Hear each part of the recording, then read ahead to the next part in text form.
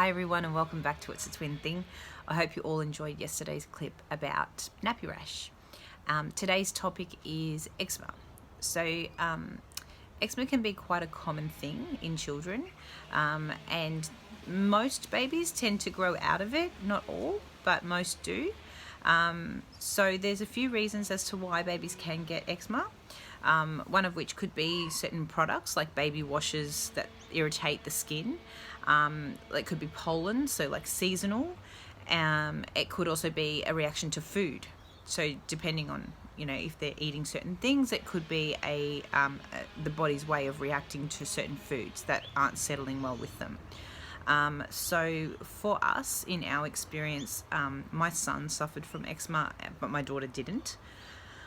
So she was fine. She would every now and again get a bit of a heat rash, but it would go, like it wasn't something that hung around, whereas he tended to suffer from it ongoingly. We had spoken to our pediatrician and she simply just said, try a few things, home remedies, simple things as in bathing him every second night, not every night, just to sort of give the skin a bit of a breather. We did that.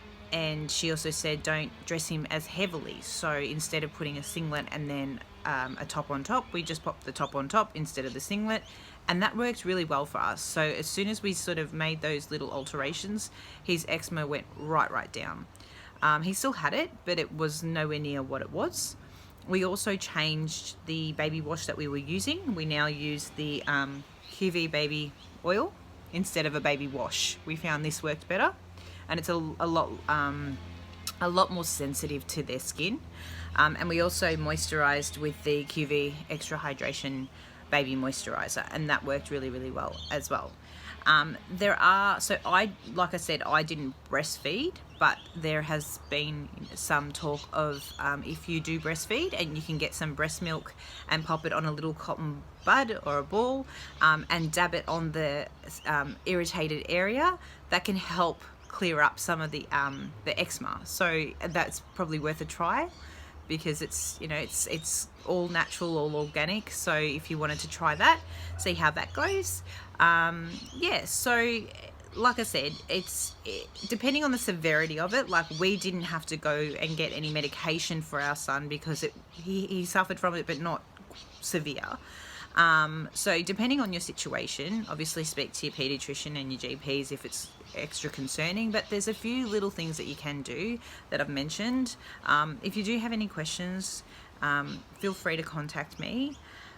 They do say that if your child suffers from eczema, it may be more prone to then have food allergies. They do try and link allergy foods like nuts, fish, eggs to eczema. It's not always the case.